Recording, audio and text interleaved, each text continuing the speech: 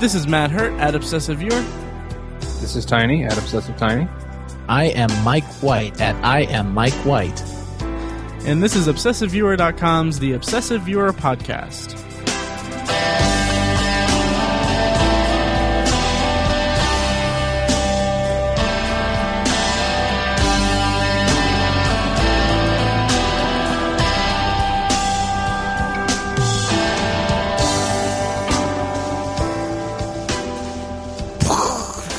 Hey, how's it going, guys? Let me do that again. Yeah. Hey, guys, how's it going? It's good. Awesome. Nice. Guys having a good week? Good everything? Yeah. I've got spring break coming up. Dude, any plans? And I'm super excited to think about all the things I can obsessively view. Nice. Yeah. Are you just going to take the week off and just kind of hang out? Yeah, half of it. I got to do some things. My brother's coming into town, so I'm going to see him Oh, nice. on the weekend.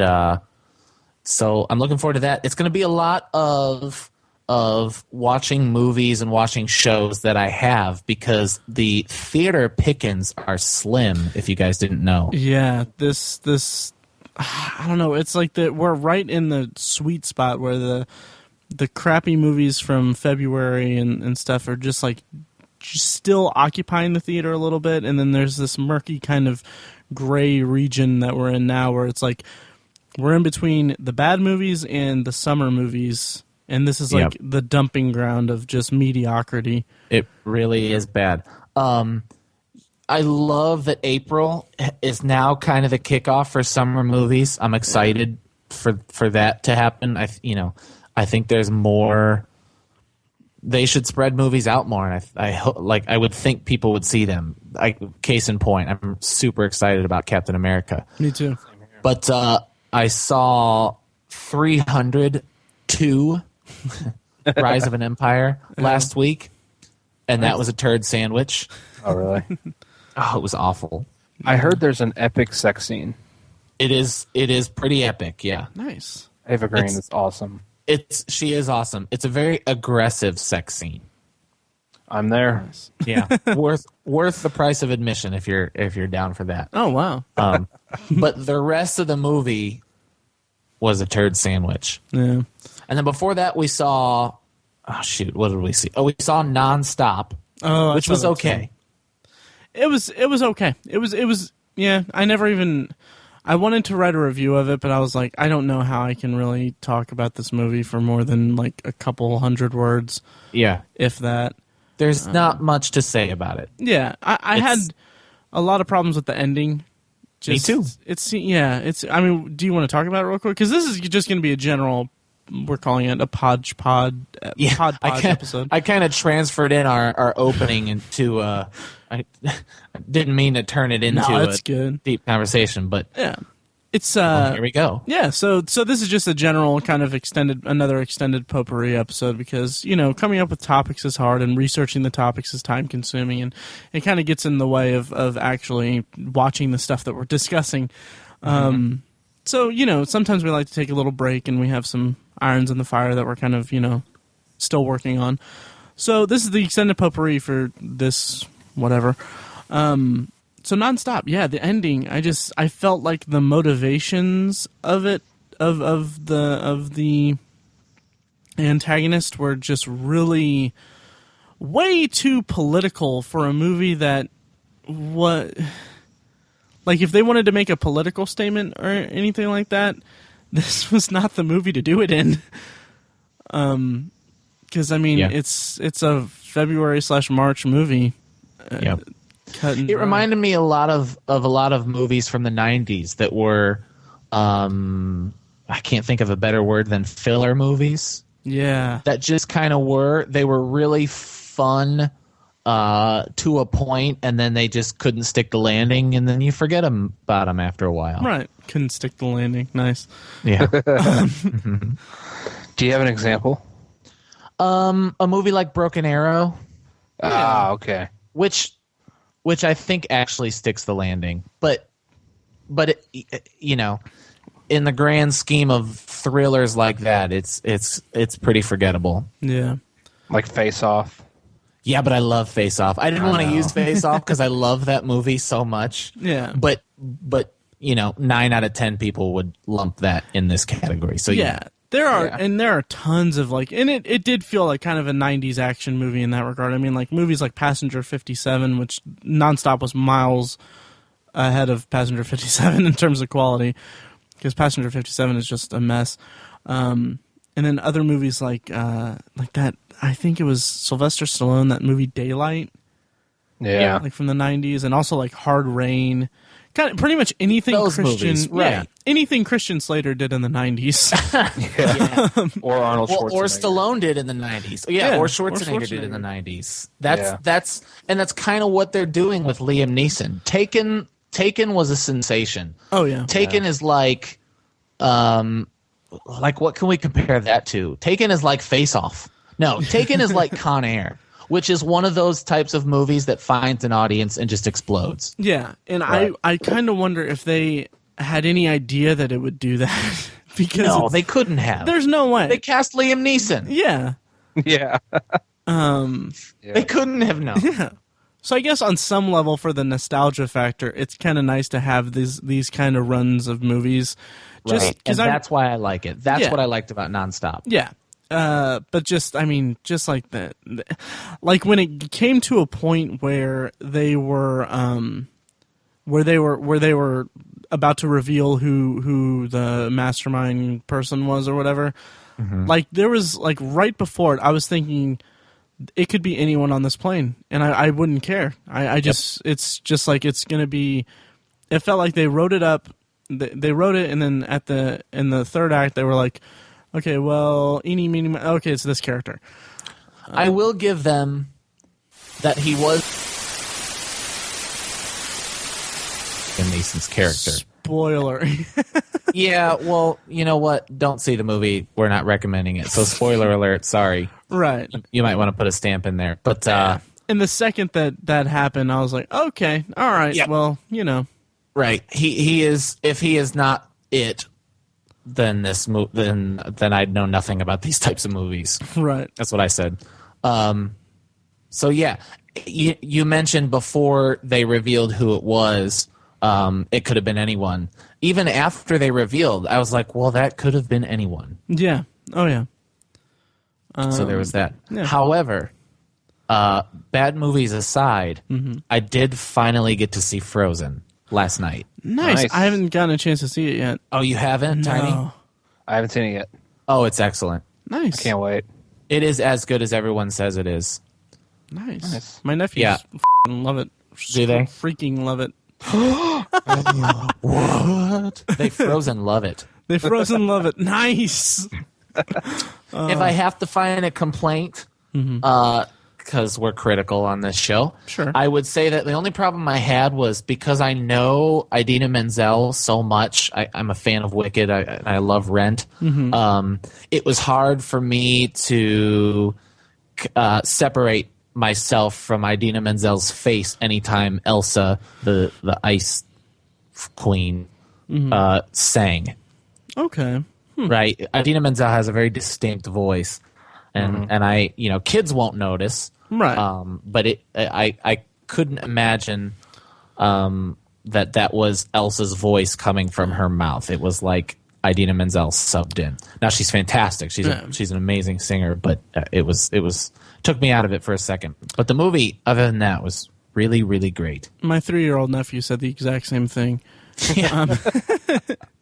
No, that's cool. I'm looking forward to seeing it. Because Out now on Blu-ray.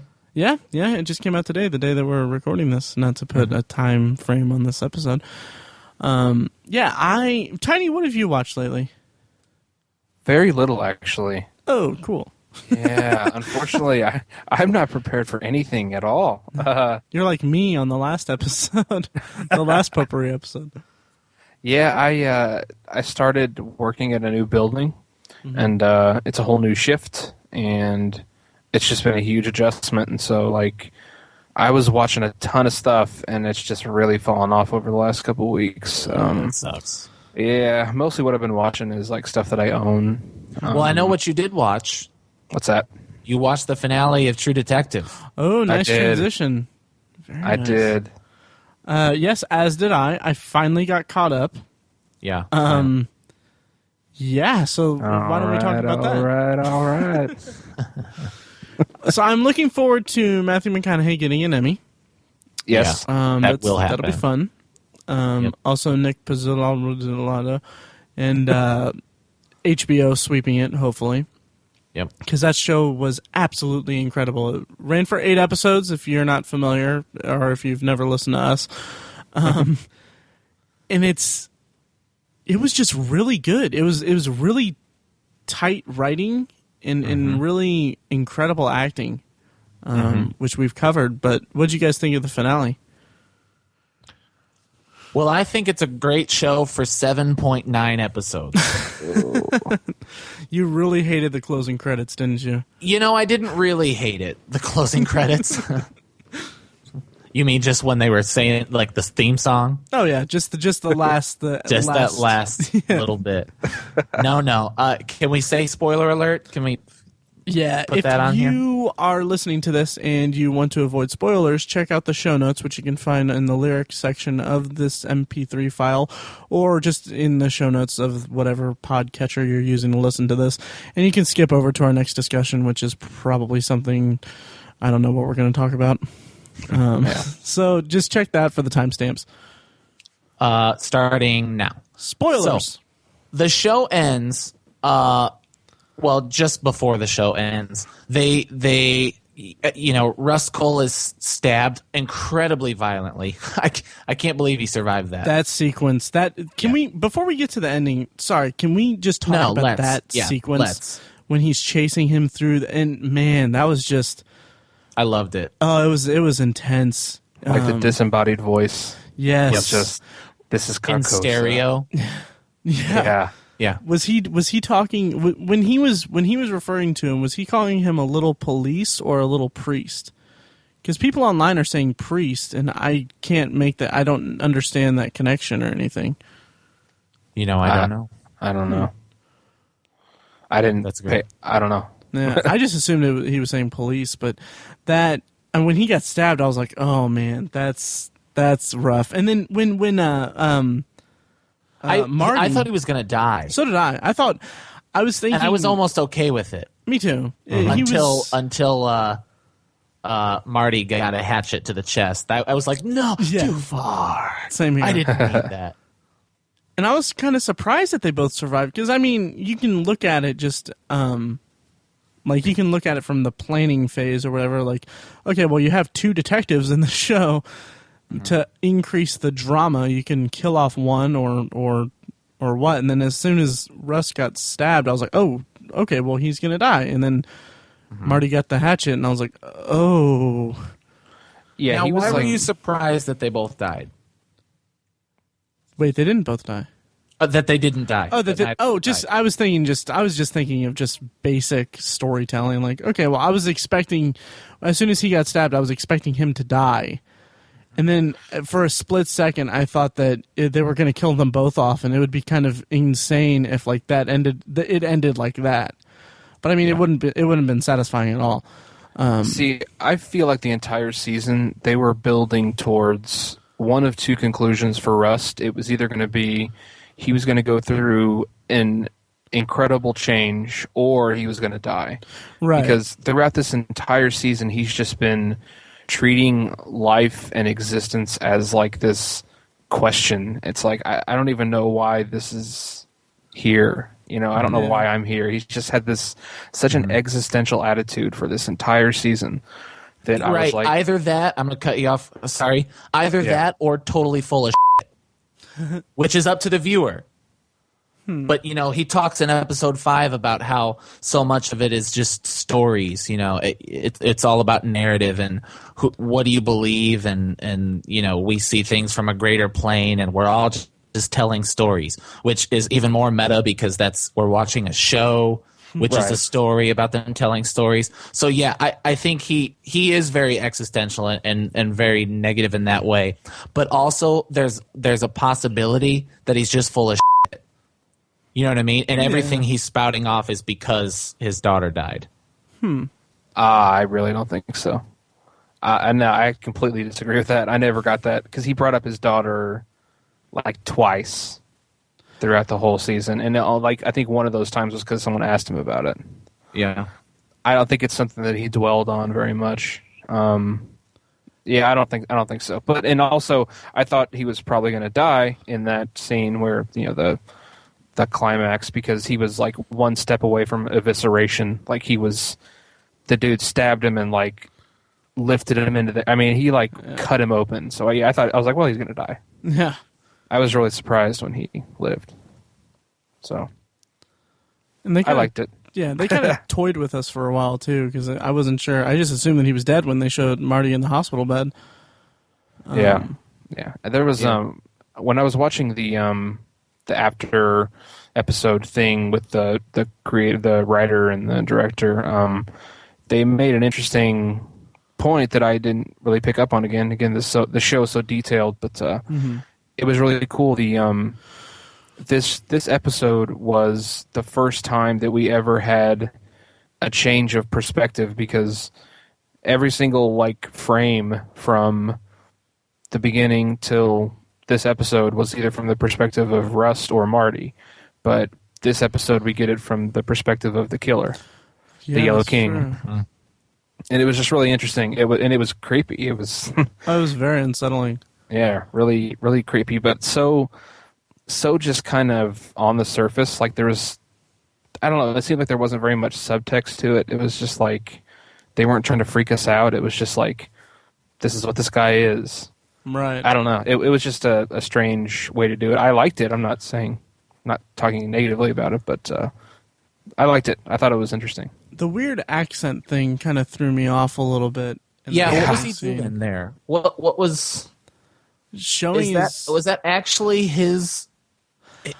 Is he proper New England? No, he was imitating that movie he was watching. Okay, that's what I thought. But he did it so well and spoke that way for a while. Yeah, because remember to his sister wife. The second to last episode, he said the final scene was him saying, "My family's been here for a long time." Oh yeah, that's true. Yeah. So he's a Bayou guy. Yeah, right. So it was a good finale. I liked it a lot, and I'm really excited for next season. But we can talk about the closing scene if you guys are ready. Yeah. Okay. So the closing scene, they are in the hospital. There's a really unspoken moment, or there is an exchange of emotions with Marty and his family that I thought was just brilliant. Mm-hmm. Totally okay with that. Then cut to,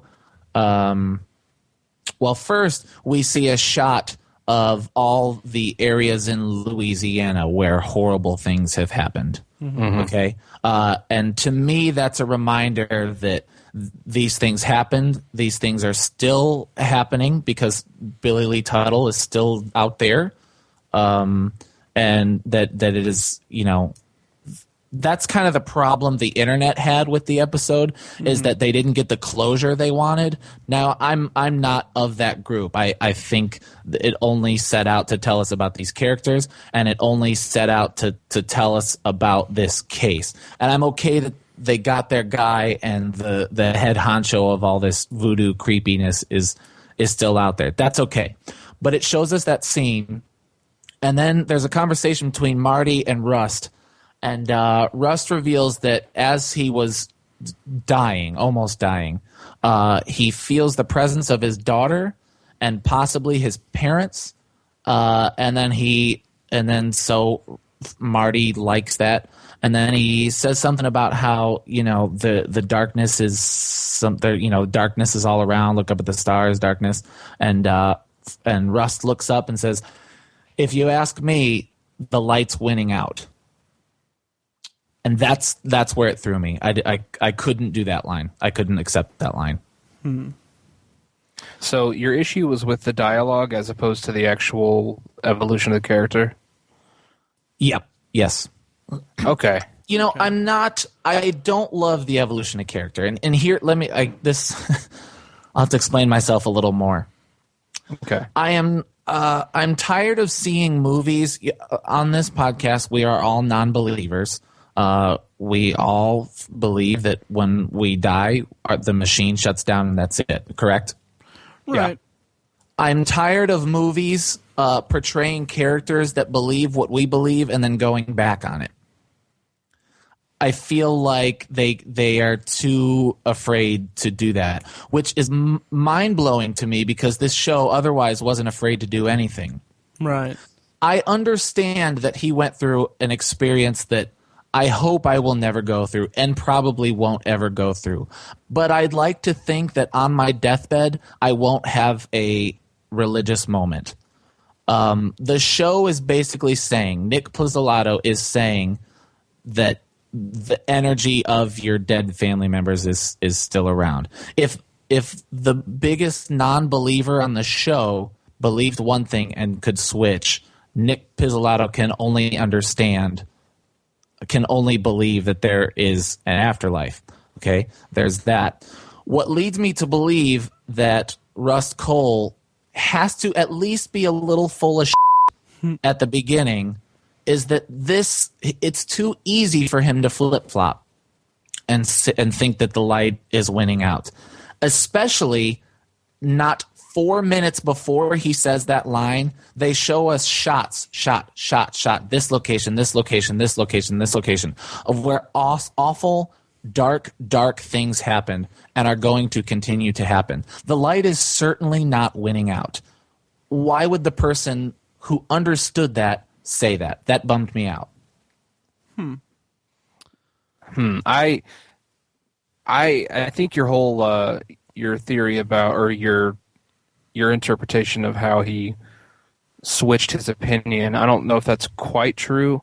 I don't think he ever really clearly. I think he was an atheist. He was definitely anti-religious, but I don't know that he ever gave a clear-cut belief on what he thinks happens when you die. I don't know if he ever really came to that conclusion, gave us that. So I don't think it was a stretch to say that he had this experience where he saw his daughter. Yeah. I also don't know, like, they're not necessarily saying that he saw his daughter. They're saying he felt his daughter. And I'm okay with that. Mm-hmm. It's the lights winning out that bothers me. And I think there was more. This show was ridiculously dark in such an awesome way. But I think there was it for that. Oh, me too. I think there was more light than we realized, though, and I think there was, to use their metaphor. I don't want to be cheesy, but that's their metaphor. I'm just, expanding on it. I think there was more light than we realized, especially in this finale, because they do expose this for what it is. I mean, I think they exposed the conspiracy, which was completely underground before this. Like, no one knew that it was a full-on conspiracy. They thought it was just one guy killing people. They killed the head guy. These two men who had... One man had an awful life. The other guy had a troubled life. They both came back to do something that they did not have to do, and they risked their lives, especially Marty. He was having a pretty good go of it. He was financially stable. He seemed relatively happy, although they did go into how they just go home and that's it. They don't really do anything. Yeah. They do say that, but I think they still did not have to risk their lives to do this. And it was just that's out of a sense of duty, they came back and took care of this case. I think that's a source of light, if you will, to expand on the metaphor. So I think there was more light than we give the show credit for, I guess. That's how I would say it. Mm-hmm. I can agree with you 100%. I totally think so. And that kind of goes with me saying that he's full of bull. He talks about, are we bad men, and bad men keep the other bad men away. I don't think Rust Cole's that bad. Right. So I think he talks a big game. I think he tells a lot of stories. Maybe if the line were, he said, there's a lot of dark up there, and then Russ said, I don't know, but there's still a little light, I'd have been okay with it. I agree with that. That is a way better. That's way better dialogue. I agree. That's true. Yeah. And I would I would venture to say that I didn't really see it as, and I'm not sure that I don't know if this is the big thing about it, but I didn't see it as a religious thing at all. Really, I just felt like Rust was this guy who had a very what's the word I'm looking for? Like a very deep understanding or interpretation of the ways of the universe, a very existential kind of outlook on things. And then I just felt like at the end when he felt like he felt his daughter and felt the beyond or whatever, it didn't necessarily flip him, but I just felt like it changed his understanding of things. I didn't think that it was really well, I'm going to go to heaven or whatever, or anything like that. And I'm not saying that anyone is saying that. I'm just saying that it's understandable that under this type of situation for him and this kind of experience, I feel like maybe he would adapt to a change adapt his understanding a little bit. Does that make sense? Yeah, that's fine. Yeah, I like that. That's good. But that's kind of, I mean, we kind of put that to bed before. Yeah. I agree, and I think that's up in the air. Yeah. I think part of the show is the how ambiguous that is. Mm-hmm. I think if you feel like it was religious, you're allowed to feel that way. I think that's on purpose. If you don't feel like it was, you're allowed to feel that way. I think that's on purpose. But I'm glad to hear you say, Tiny, that you're not happy with that line, because that was my problem. The line is cheesy. I'll say that it is cheesy, and it is very when I ribbony. Put it in our pod chat, I said he should have rode away with a wink and a sparkle. Is how that line felt. Yeah, right. It was. And see, I had misunderstood what you were trying to say in the pod chat. I was like, when you were saying that, I was obviously, listeners, we had talked about this before this, but not in this much depth. I was like, what? How could he be saying that? But now that I'm glad we clarified it, because I do agree with you. I think the line was a bit much. It was a little too much of a bow. It was, on the, and that's my problem season. For a show that I felt didn't need a bow. Right. It could have been. The show set up this tone. I'm cutting you guys off all over the place. I'll let you guys take the lead the rest of the way. I just got really defensive about it because it is such a great show, and there are people just writing it off now because of the way they stuck the landing. But I will say, I'm excited to watch it again from start to finish. Me too. But I'll never get over that last line. I think that was a poor choice, and that kind of bums me out for an otherwise, dare I say, flawless show. Well said. Yeah. I didn't have that much of a problem with it. But I mean, now that I have this kind of analysis in my head, maybe it'll change my opinion whenever I do rewatch it. And I will rewatch it several times, I'm sure. Yeah. So if you guys don't mind, can we transition to thoughts about season 2? Yeah. Sure. But I don't want to spend too long because some of the speculations are driving me nuts. Yeah. All I want to say is that it's saying that I think it was implied or it's Nick, whatever his last name is. Pizzolatto. He, I think he implied or just, maybe it's just like a little like wink or whatever, that it's going to be a female case kind of thing. Right, yeah. And that it'll be about like violence against women and stuff, which I think would be amazing. It would be really incredible to see that. Maybe it would do a better job of that than the girl with the dragon tattoo in those books.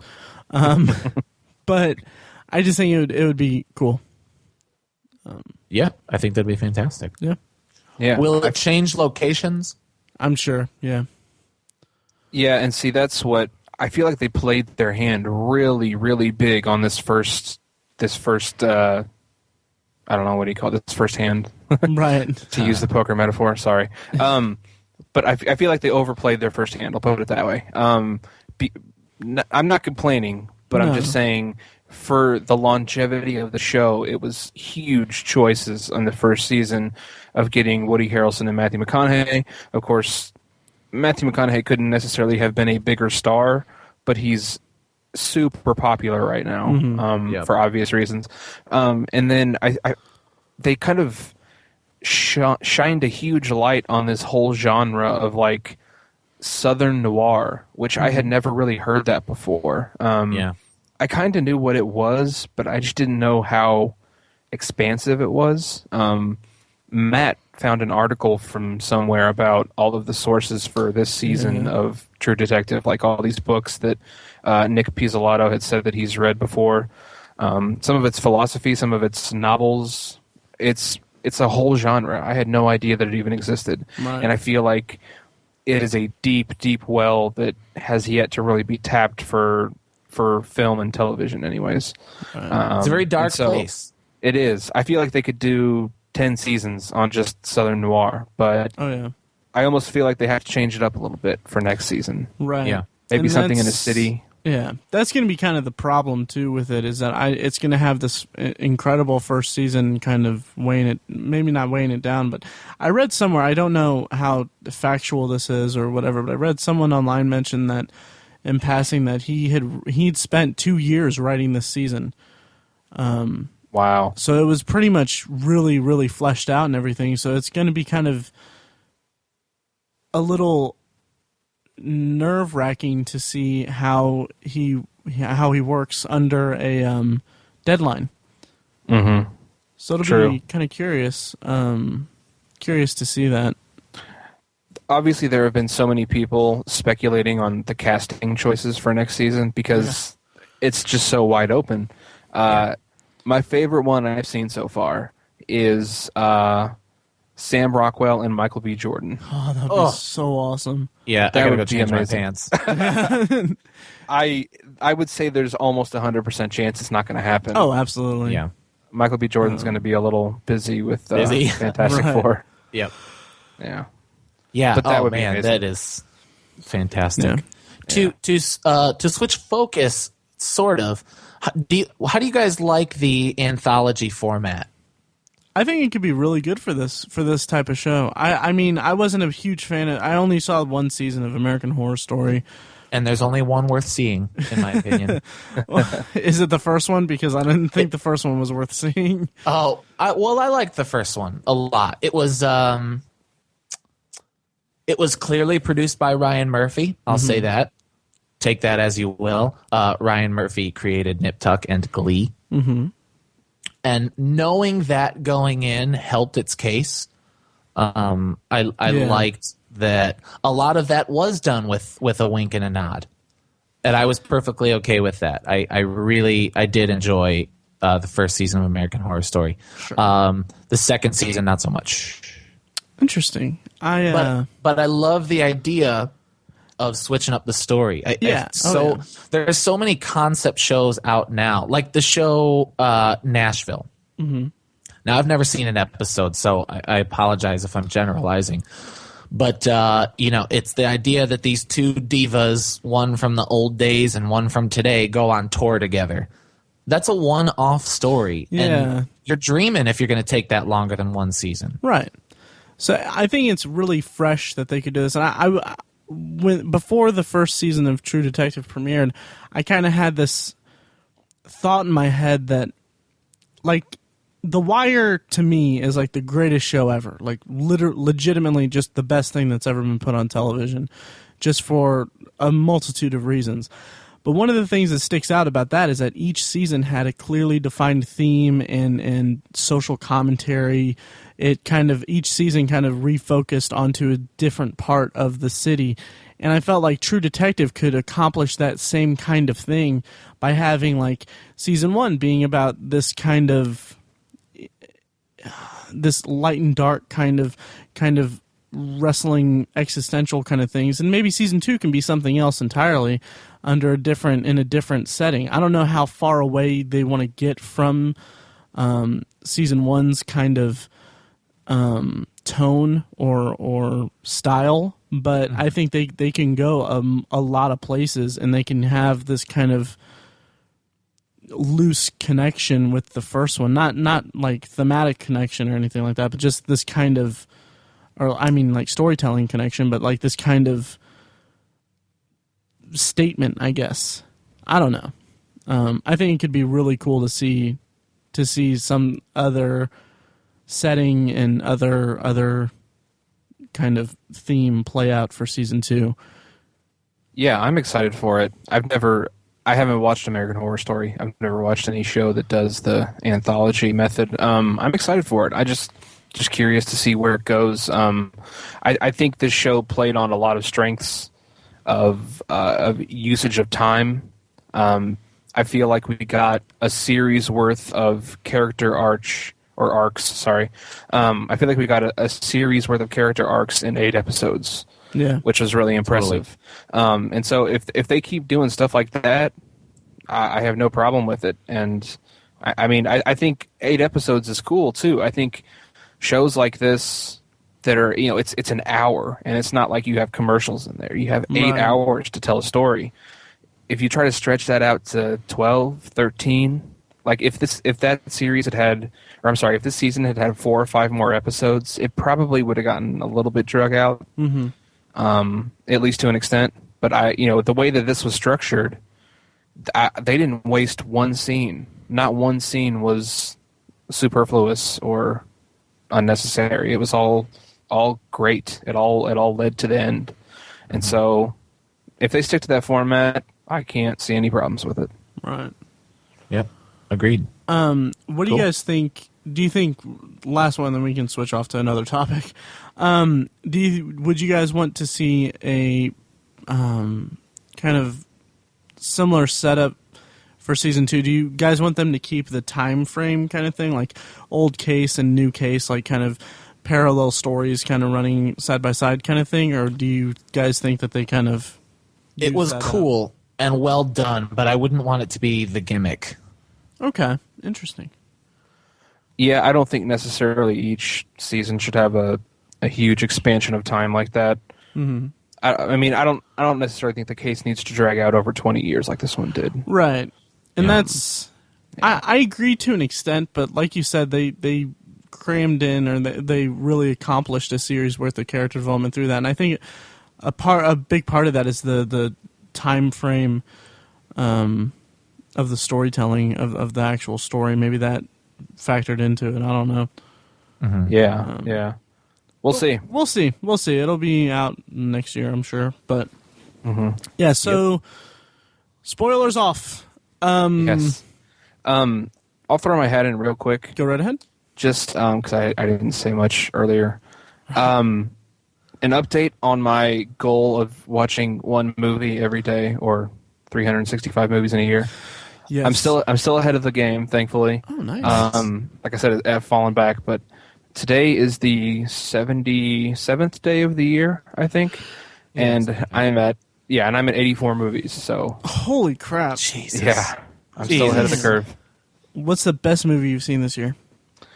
Oh, probably. I'd have to think about it. Same question, Matt, so get ready. Oh, I watched a lot of the Oscar movies in January, so... oh, man.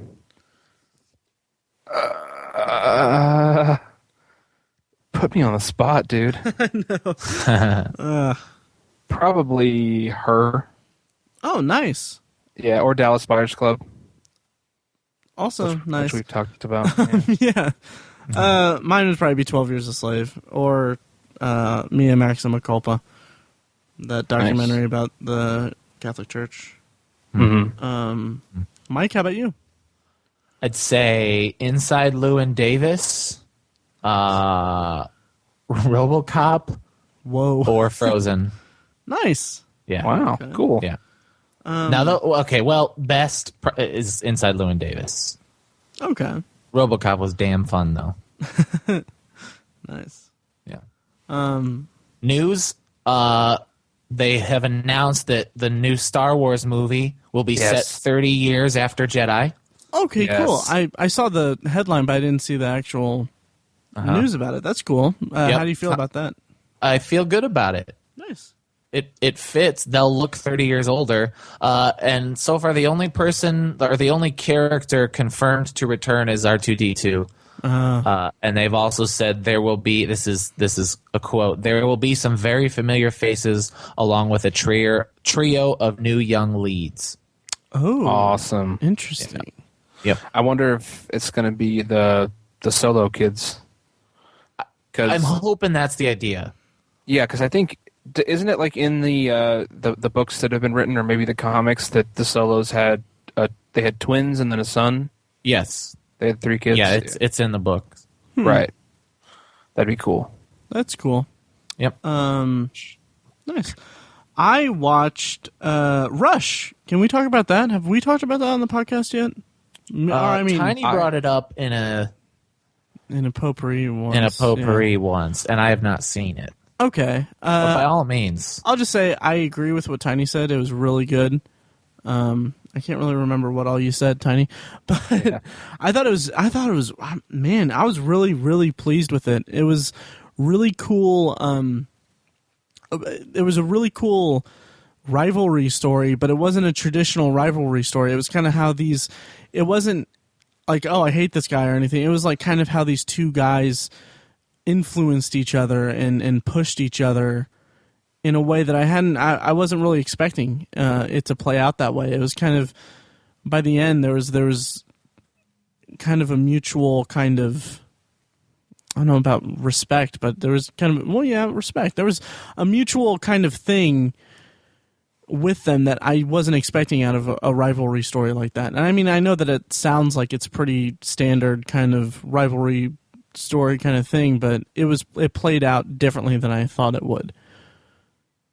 Yeah. Cool. And the racing scenes were really cool, really well done, cinematography and just really cool. And I feel like the R rating for that movie was like so fitting for the story. Like I feel like ratings for movies are just so arbitrary. Like they just don't really mean anything. Like if it's rated R, there's going to be some violence or some nudity, and there's going to be a bunch of bad language that doesn't really mean anything. But right. I feel like it was a big influence on the story. Like it had to be rated R, and the way they used it was perfect. Like they didn't put anything unnecessary in it. I absolutely agree. Yeah, I liked it. Just a strange observation on my part. Yeah. Yeah, I was happy that it was rated R. That's just because I'm a vulgar heathen. Yes. Not enough Olivia Wilde, though. Oh, yeah. Very underused. Yeah, she was underused, but I felt like it kind of fit with the story. It didn't really need any more. Right. Except, I can always use a little more. Yeah, my eyes were wanting more. But no, it was a good movie. I liked it a lot. Yeah. I'll make a quick recommendation. A documentary I watched on Netflix Instant. It's called The Revisionaries, which is not a word.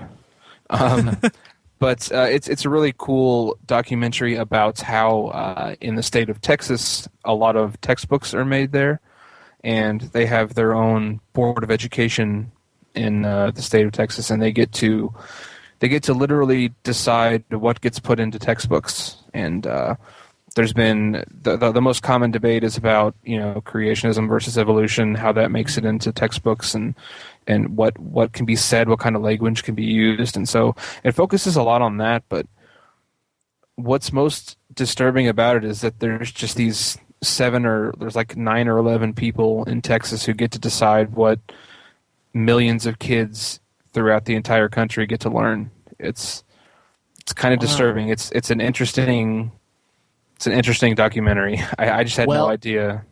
And they're also employed by the same big companies that produce the news on channels like ABC and CBS, who tell you that your students aren't doing well in school, so what do we do? And then this company comes around and says, well, we have the book that will help your students succeed. So we say, okay, let's buy that book. Oh, by the way, we also have the test that means that your student has learned this book and will succeed even more. That'll fix things. Okay, let's do that.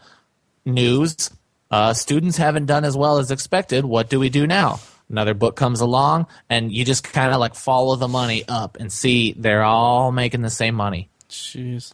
It was really disturbing because it's like you said, it is just like any other political bureaucracy that you know of. It is so corrupt. It's so influenced by lobbyists, and it's so subject to bias. It was disgusting. That's the best word I can think of it. Like, they had to have a meeting over what kind of political philosophers would make it into the social studies textbook, and like there were several people who like wanted to exclude Thomas Jefferson. Jeez. Because he was like the most godless of the founders. Right. It was just so wild to see. You know, you think that we teach kids facts. That's not what we teach kids now. I don't mean to criticize your profession, Mike, but no, I'm fully aware, and I would argue. Well, I wouldn't argue with you, but I like to think that my students get a slightly different experience in my class.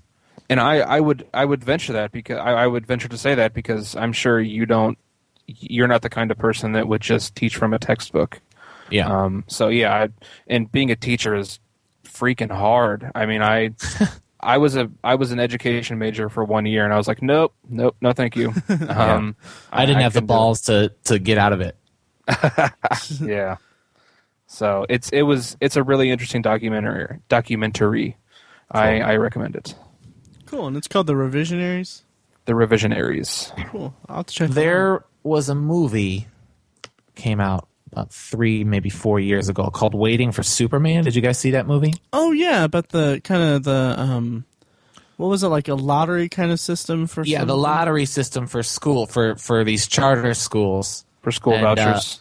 Yeah, and to see which kids go to these schools and who needs them, and they just talked about how there's this endless cycle of bad teachers going to other schools, and then how do we get these kids out of there? Well, we give them the charter schools, the better schools, but they can only take so many students. So there's this lottery, and then you're left asking, well, what happens to the rest of the kids? Right. It's pretty crazy.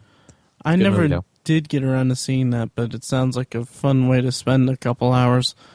I thought it sounded interesting, but I think it was like almost entirely produced by Oprah's production company, which kind of like raised a red flag for me. Yeah. Racist. I have nothing against Oprah, but except that she's just incredibly like biased and like opinionated, and she will like twist anything to her opinions, which that's not always a bad thing. I'm just saying it's when you watch a documentary, you don't necessarily want that much control. You want objectivity, right? At least so a certain amount of it. Yeah, that's why I never watched it, but maybe I should. Yeah, I hadn't known that it had anything to do with Oprah. I might be wrong about that. I might be thinking of something else, but I thought that's why I never watched it.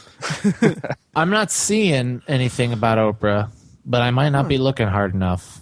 You could be right, and I feel like I heard that as well. Yeah, but I don't know. I do not know. If you guys are not watching Parenthood, oh yeah, you need to be watching Parenthood. Really? Oh my gosh! You liked Friday Night Lights, right, Matt? Oh yeah, same guy, same people. Really? Oh, okay. Well, it's the same creator. Really? I didn't know that. Yeah. Also doing About a Boy for NBC or whatever, which I don't know. Right. But man, I guess there's not a whole lot to say if you guys haven't seen it. Right, and you've talked about it before on the podcast. I have, yeah. This season, they and just recently, the episode that came out a couple days ago, two of the main characters, one of the daughters, one of the siblings, and her husband are going through a separation, and it is played so well on this show. It's just fantastic. Craig T. Nelson plays the patriarch of the family, Zeke, and he has like a home run line just about every other episode. Nice. It's worth watching the show for Craig T. Nelson, and it is often that I have the lump of cry in my throat while watching Parenthood. Yeah, that's what I've heard, and I mean, I've been meaning to check it out, but I mean, I've just been, kind kind of busy. Yep.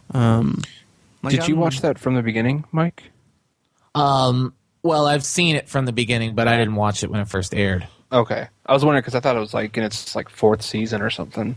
It is currently in its 5th, yeah. Oh, wow. Okay. Yeah. It's one of those bubble shows, too. Like, you never know if it's coming back the next year. Right. Oh, really? Every year. Yeah. That's Okay. unfortunate. Which is like Community. Yeah, which Speaking I'm of caught which- up on. You are. Yeah. Tiny, have you gotten caught up yet? I have, yes. Oh, nice. Okay, can we talk about Meow Meow Beans? Yeah. Have you watched the episode after that? Yeah, I've watched all the Okay. episodes. Let's talk about Meow Meow Beans. Yes. How awesome was that episode? I loved it so much. 5 Meow Meow Beans. Yeah, I don't know. Like, I love these high concept episodes. And this was the first one of them that that really made me think, like, how funny the underlying, like, how funny the subtext of it, that there's this school where the students and faculty are so swayed by such the simplest things that it's a sweeping change of the entire society of the entire like tone of the campus. You know what? I realized that for the first time as well, that Yeah? episode. Seriously, it must have been something about the episode, but I Yeah. was like, these people are nuts. Yeah, it may just be just the absurdity of it being caused by just a simple phone app. But And called Meow Meow it'd be Beans. called Meow Meow Maybe. Beans. But it was just, and it was handled so well. I mean, I loved the kind of dystopian future, kind of this old-fashioned kind of dystopian depiction. That was just, I thought it was played out so well. It reminded me of a lot of like old sci-fi movies and shows like that. Uh-huh. I loved it. I loved the aesthetic of it and just how it all played out. How was did you great. feel? Yeah. How did you feel? Well, even before we talk about it, I'm so glad how the show has landed on its feet. Me too. They've now done. I mean, we know that season 4 is kind of the forgotten. We don't even talk about it. But this season, even with all the shakeup and the loss of Chevy Chase and Donald Glover, there have been episodes that are better than season 3. Oh yeah. As soon as you said the loss of Chevy Chase, I was like, wait, oh yeah, that's right. Chevy Chase was in the show. He was on that show. Yeah. I mean, I just, Pierce was just such a, like, pretty, at times he was a weak link in the series. Yeah, he was. And I think semi-replacing him with Jonathan Banks has done nothing but great things for the series. It's an upgrade. Oh yeah. And I hate to say it because I love Chevy Chase. Vacation Right. is one, in my top 5. And Right. it's hard to admit that, but he wasn't. I love Chevy Chase best when he gets to do his Chevy Chase thing. Yeah. Yeah. And there were a couple times in the show when he did, and those were the times I loved him the most. But other than that, he didn't do a whole lot for me. Yeah. I do think the show, man, I don't want to say suffer, but it's missing Donald Glover. It is. And they Or maybe I'm missing Donald Glover. right. They've covered it up pretty well, but there is still somewhat of a void there. Yeah. I think Abed being in the relationship is helping Yeah. because he does have a counterpart again, Yep. which is the biggest thing. But Yep. I also loved in the episode from last week that Annie is becoming that in a way. yeah, I loved their when they were playing the Pile of fistful bullets. of bullets game. Is that what pound of bullets? Pile of bullets. Pile of bullets. With when Vince they were Gilligan. doing like spot on at the same time was awesome. Yeah. And I loved them having Vince Gilligan on. I thought that was fantastic. Yeah. so random, Yeah. awesomely was. random. I loved the while we're on the topic, the episode before Meow Meow Beans, the last scene with Dean Pelton and John Oliver, where I don't know if you remember, but John Oliver like walks into the dean's office and he's like, "What's the name of that Tex-Mex restaurant or whatever?" Right. And the dean is like, "Oh, so and so, so and so. You read my mind." And then he's like, "Oh." And it just goes from there. Yeah. That was amazing acting. Absolutely. That was amazing. They've been killing it with the tags all season. They I have. think. Yeah. I rewound that the like first 4 one was times. was the first one when Troy was the chair. I think And so. and he cried. I love that just saying it makes you guys laugh. That's how good it is. There was also that that scene with the dean. I think it was this most recent episode where he comes in and raps. Yeah. I was in tears laughing at that. It was so perfect. It was. I had to rewatch it, and I think the best part of it is that he's dressed as like a peanut bar, and there's zero explanation of it. Right. It's like, why is he dressed up like that? Yeah. Oh, it's so random. Yeah, it was great. And The obligatory sorry. yawn from Maggie. Yeah. I work nights. No, and I love it, and I'm glad that it's bounced back, and I'm happy for Dan Harmon. Yeesh. Switching gears a little bit, I watched last night. I watched The Raid Redemption. Oh, finally. Yeah, well, it's funny because back in January I bought it for like $5 on Blu-ray because it was just on sale at Best Buy, and I'd heard a lot about it and I wanted to see it, and man, it was exactly what I wanted it to be. Yep. Like I was wanting like a cool action movie that was just insane choreography. That was my big selling point for it, and it delivered in spades. It was from the first like 30 minutes. Mike, you mentioned that you weren't too crazy about it. I loved it. Oh, I didn't say that. I said it was my least favorite part of the movie. Right. I Which just only meant to emphasize how great the rest of it was. Yeah, I liked the build up, and I don't know. Did you watch it with Mike Shinoda's score? No. Well, I saw it Okay. in theaters. Oh, okay. Yeah. And at home, and no, I did not watch it. Well, I haven't watched it with the original music or anything like that, but man, that score was really good. It was really good at helping the tension, and really accented the tension a lot. It really built it up really well, and it kind of had this. I mean, it's Mike Shinoda from Linkin Park, so there's this kind of like, I don't know much about music, but it's kind of like this electronic kind of thing.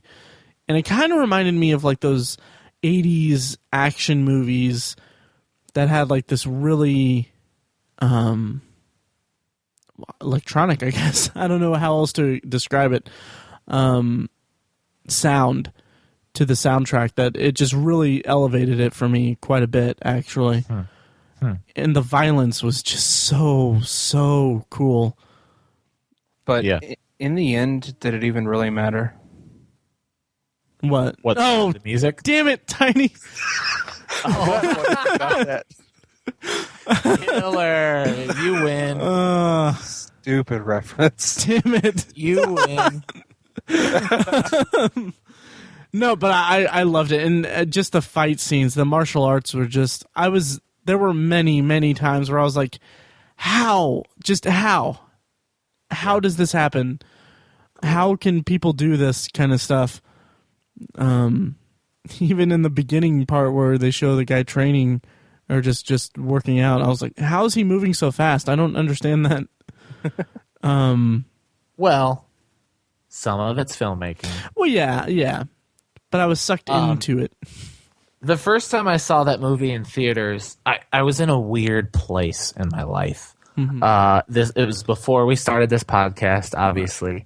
And it was before I was really doing reviews and critiques with any real seriousness.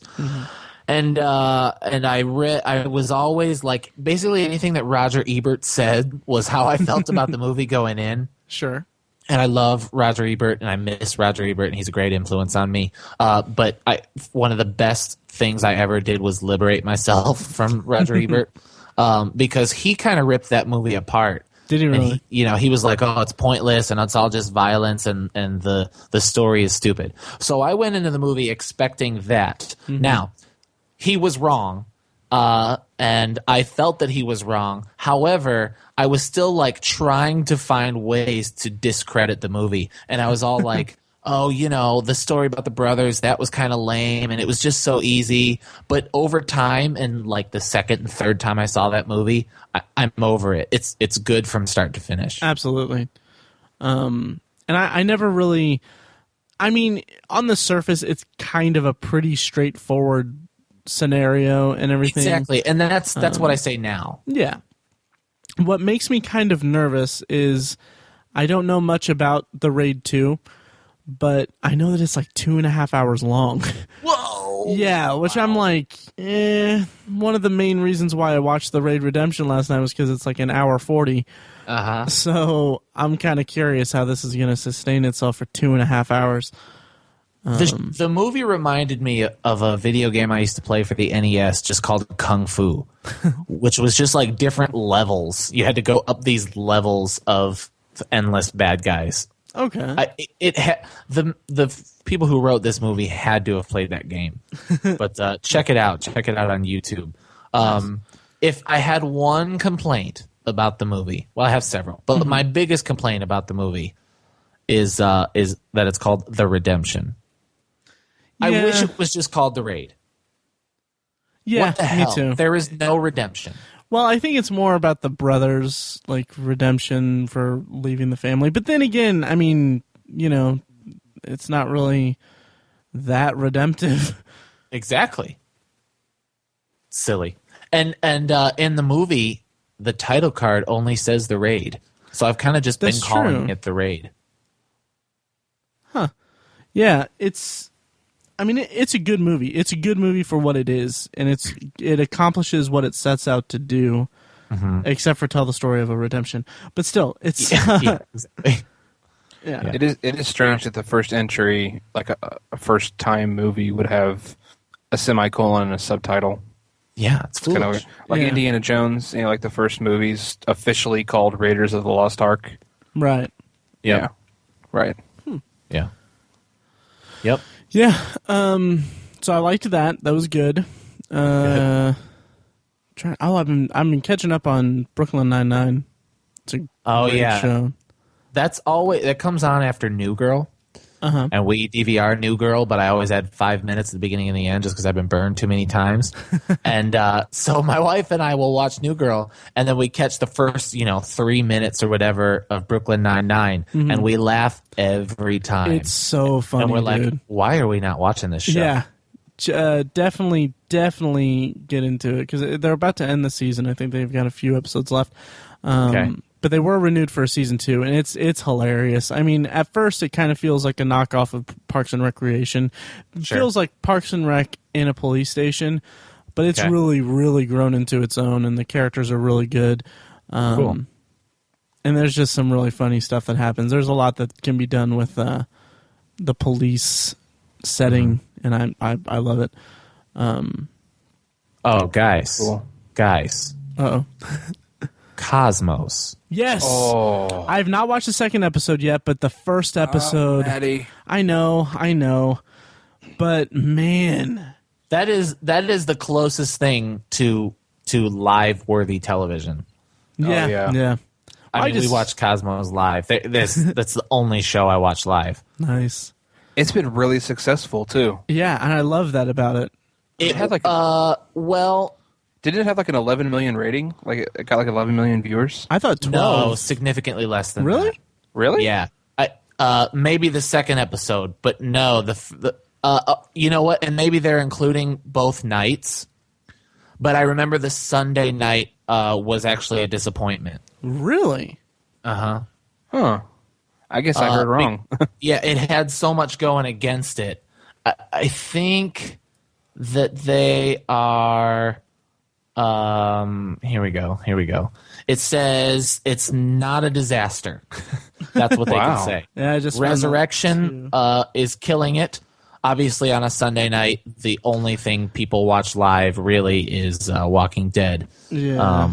But it did take a chunk from The Walking Dead. And what else? What else? Right. What else? Oh, Cosmos in its first week. Oh, no, sorry. Cosmos this past week drew 4.9 million, which is actually down 16% from the first episode. Jeez. And that's the Fox airing of it. Yeah. So I wonder if that's both nights, Sunday and Monday. I wonder if the number I saw was maybe the inclusion of every channel that it's on. Right. Because it's on it's on like 10 channels, literally. Yeah. I think that's what it is. I mean, that stupid Walking Dead show just obliterates everything. Yeah, I mean, I've been, not to transition away from Cosmos at all, but I've been catching up on The Walking Dead, and I'm still like 3 episodes behind, but it's become almost a chore for me. And I say that as a huge fan of zombies. Yeah, it's been, I mean, it's just been kind of just, okay, cool, they're all separated now, and it's like, I say this with snark, so I don't really like think this way, but I'm like, just in the back of my head, I'm like, oh, cool, so like they've borrowed some stuff from Lost, in the past, but and then now they're all separated, like they were on Lost at the end of every season. Yeah, and it's kind of, I'm just kind of burnt out on that kind of thing from another show, and it's, I don't know. It's kind of maybe in the next few episodes I'll get warmed up to it. But I mean, and I love Chris Hardwick. Like Chris Hardwick is, I'm a huge fan of his. But it's become like I'm fast forwarding through Talking Dead, and then I'm thinking like I stopped like halfway through the one that I was on yesterday. I was like, this is giving me nothing. This is I'm getting there's no entertainment value with this because I have such a disconnect with the show that it's talking about. It's just kind of just pointless to me. Are you a few episodes behind on it, Matt? Yeah, I'm on episode like 12, so I have like 3 episodes until I'm caught up. Okay, yeah, this week's was, I will be surprised if you didn't like this week's because it's incredible. Nice. The week before, was super lethargic.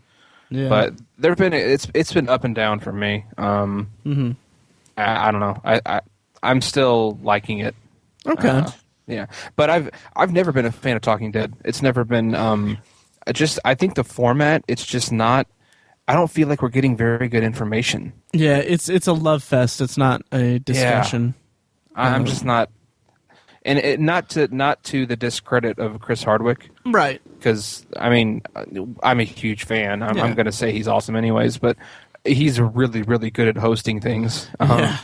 And I think he has to do a lot of work on that show, and I think that's the problem with it. The format, he just can't. It's formatted improperly for him. They're wasting his skills, in my opinion. Right. Yeah. Yeah. So I'm probably gonna dump Talking Dead and just concentrate on the show. And maybe in a few episodes I will get turned around on it. But I just think now it's kind of like. I mean, I like the arcs that they're playing out right now. I love the stuff with the little girl. Like there was that one episode where she's like, I'm really curious to see how that plays out because like she's in the woods with her sister and she's got Judith the baby and like she's pretty much smothering the baby and I'm like whoa. Yeah, you're gonna like this last. So yeah, episode. you don't know how that plays out? No, I don't. So no spoilers. But well, you can say this: it's the best zombie show on TV. Yeah. I'm glad you guys laughed. I say that to my students because my students are nuts about this show. Yeah. And they talk about it all the time. Yeah. And all I can say is, you love it because it's the only zombie show on TV. I wish it were better. Yeah. The source material is some of my favorite comics ever. Well, the first 48 issues, but the show is a disappointment. I've talked about Walking Dead before, so we won't go there. But I'll get caught up hopefully within the next couple days, and Tiny we'll talk about it. But okay, it's kind of just fighting for my attention. The latest episode warrants a discussion. Okay, cool. Yeah. Yeah. I like the addition of Michael Cudlitz because I like him as an actor. Is that the dude from Band of Brothers? Yeah. Oh my god, I lost my when he came on screen. Yeah. Because he was like one of my favorite characters from Band of Brothers. Oh, and yeah. I just rewatched it. Yeah. He was also on Lost as Ana Lucia's partner. Anyway. Oh, that's right, yeah. Yeah, I got kind of, not spoiled, but I knew that he was going to be on the show because of Talking Dead. So. Oh, really? See, I didn't know that. Yeah. I'm just going to stop watching Talking Dead because it's basically doubling the amount of time that I need that. That's a commitment. The commitment, yeah, and it's a show that my commitment to is faltering anyway. So why watch a talk show with? I mean, like I said, I love Chris Hardwick. I love him, but I mean, I can see him on TV in a variety of different places. Mm-hmm. So yeah, like the time I spend watching Talking Dead could be time I'm watching at midnight, which is a vastly better show. I still haven't watched an episode of that. Oh, dude, it's so good. I haven't watched any that they've had this year, but just that run last year was so good. We totally squandered our discussion of Cosmos. We did, yeah. To go back to it for a second. So Cosmos, so space is cool. I really liked. Super cool. Yeah, I really liked in the first episode the cosmic calendar. I thought that was such a great way to illustrate, like to present time to everyone. I thought that was just a really cool way to do it. It's one of the greatest things I've ever seen. Yeah. Yep. It was amazing. It's pretty awesome. Oh yeah. I love and I think and I hope that the goal of the show was to make science cool, and I think it's doing a really, really good job. Yeah. And the visual effects are incredible. Are very cool. Yeah.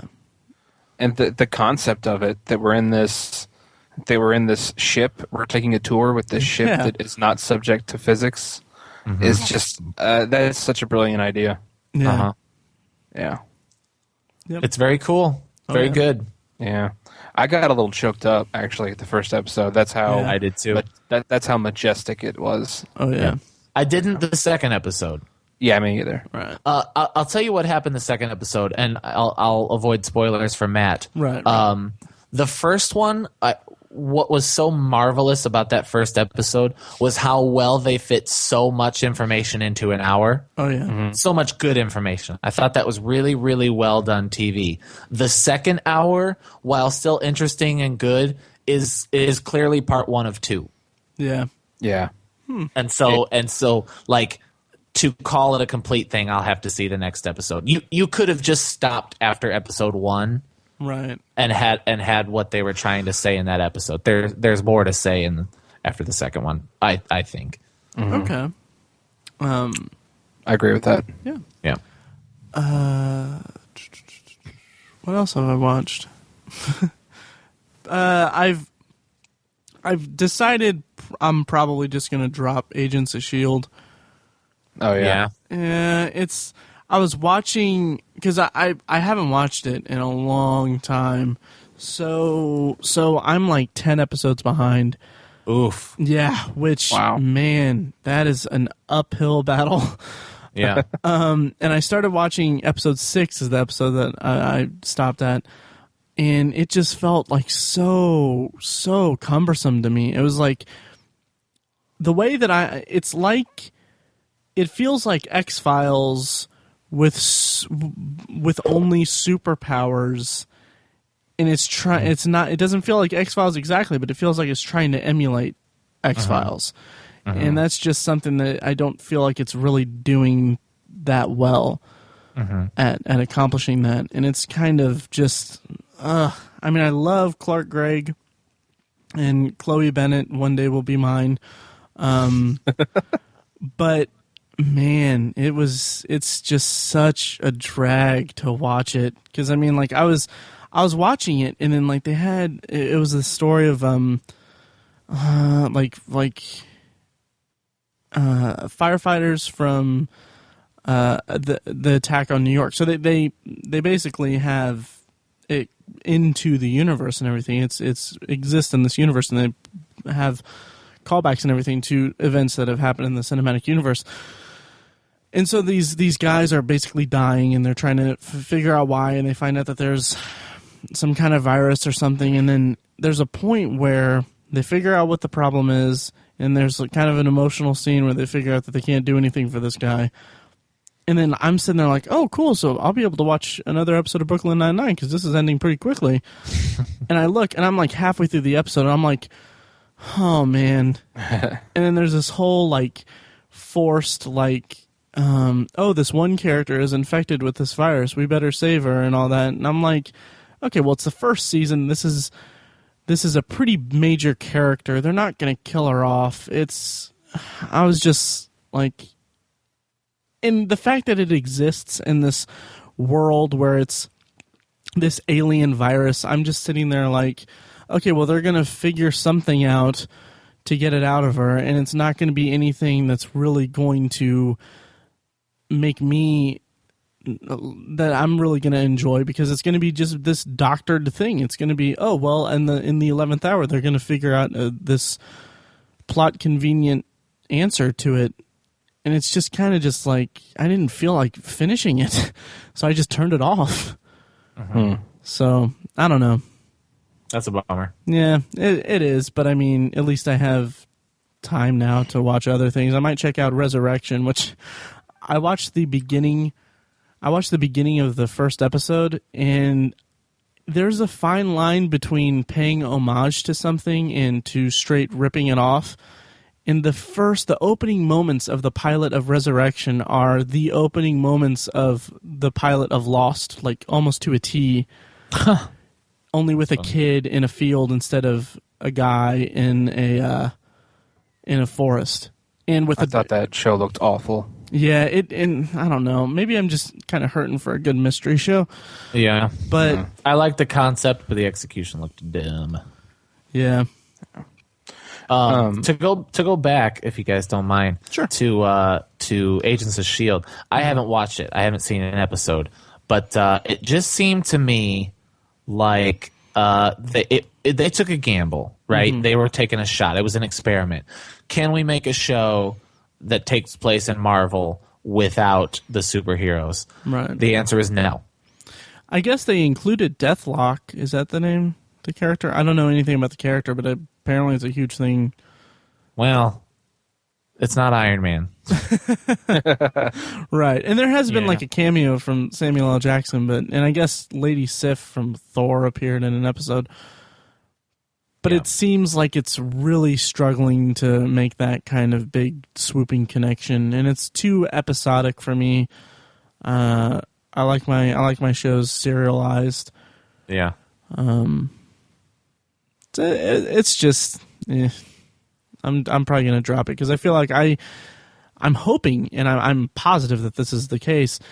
I'll be able to drop it and then have no qualms with watching the movies, because I don't think they're going to connect it in any big way. They'll probably make connections into the show from the movies, but I don't think that they would be bold enough to make the show an integral part of the cinematic universe, just because 22 episodes per year is a big commitment for people who are watching a movie every year, or 2 movies every year, to make them integral to the plot. Yep. Mm-hmm. But I know the actors and actresses, so when there's a cameo in a movie, I'll be like, oh, hey, yeah, cool. That's more than you can say about other things. I don't know what I was going to say there. Right. Cut that out. I don't know. You're fine. Real quick, I wanted to mention earlier Mike brought up New Girl, that he and his wife watch it, and that's how they see the first few minutes of Brooklyn Nine-Nine. Mm-hmm. That reminded me, I started watching New Girl on Netflix. Just on a whim. I love it. It's great. It's really funny. But good. Why it's noteworthy is because Mike, don't take this the wrong way. Okay. But Schmidt reminds me so much of you. Just your personalities are nothing alike because you're not a douchebag. Yeah, because that's what he is on the show. But it's just physical. I don't know, something about Max Greenfield, his voice and like his face just kind of remind me of you. Well, you're not the first person to ever say that. Really? Okay. Yeah, I never take it made as the a compliment. connection. I think he's awesome. You should. He's a really good I also looking guy. think he's a very handsome man. Yeah. So no, I take it as a compliment. But I've heard that plenty of times. Yeah. Okay. My wife thinks so. Really? He'll do things on the show, and she'll say, "That's you." Like if you spoke with more snap and were a D-bag, you would be like, Yeah. My chutney. Yeah. My hair chutney.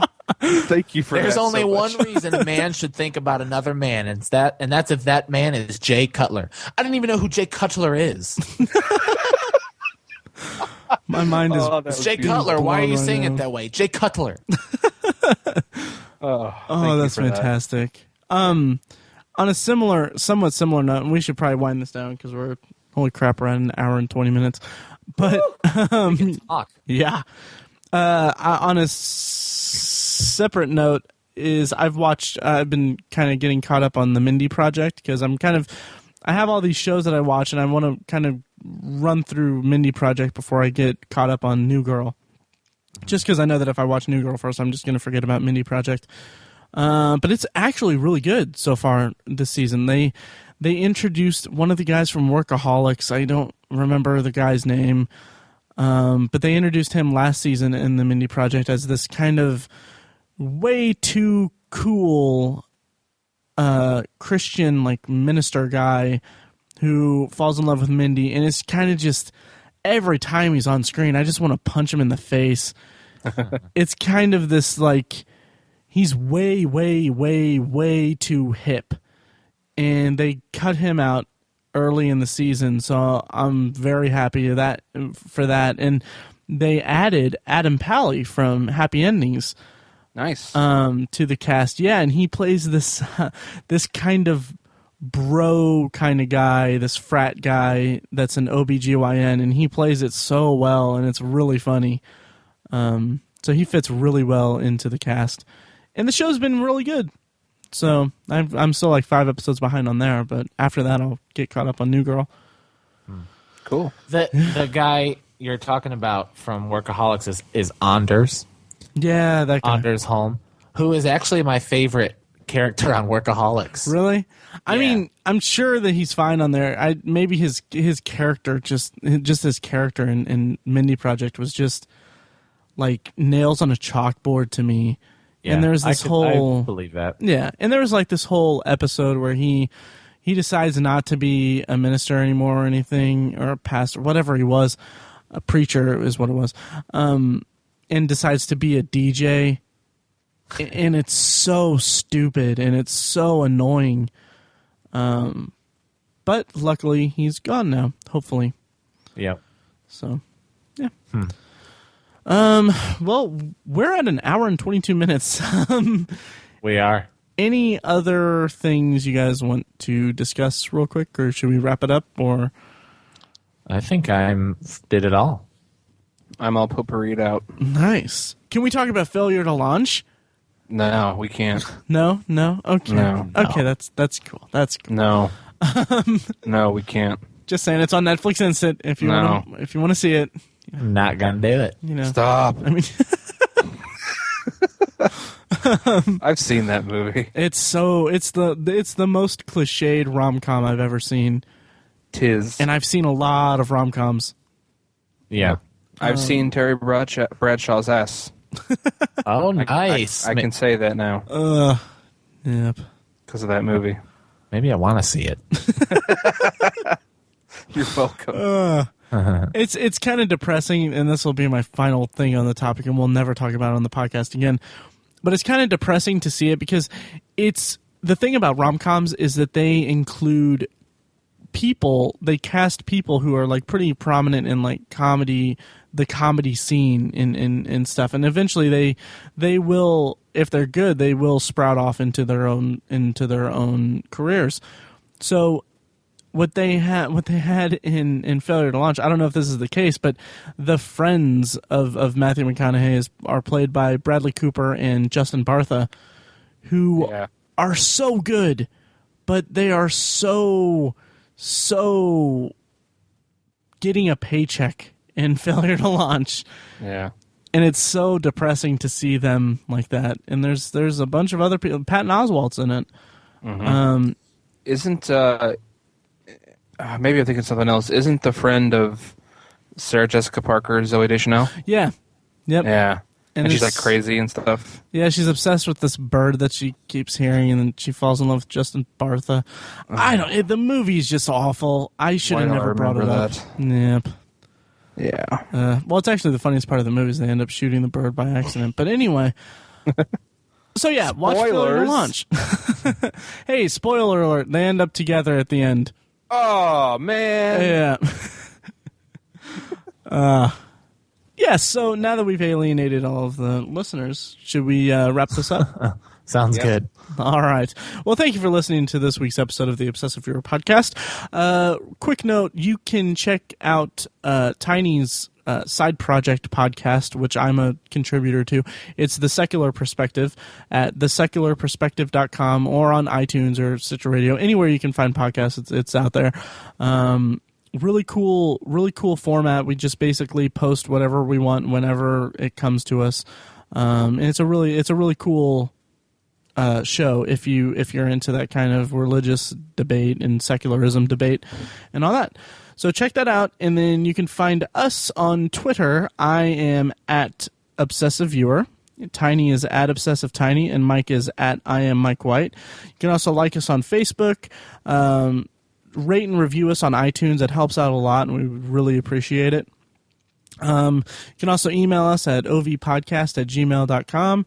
Check out the blog at obsessiveviewer.com, and check out the offshoot of the Obsessive brand, the book review website at obsessivebooknerd.com, where we post book reviews and thoughts, blogs, and commentaries on reading and stuff that we read. So check that out, and I feel like I'm missing something. Vote for us for Podcast of the Month at podcastland.com. And am I forgetting anything? I think that's about it. I think so too. If not, you can check back on other episodes to find out what I'm missing. Yeah. So that about does it. All right. Thanks, guys. Thanks for listening. If you ask me, the light's winning out. And now we have a nice bow on the episode.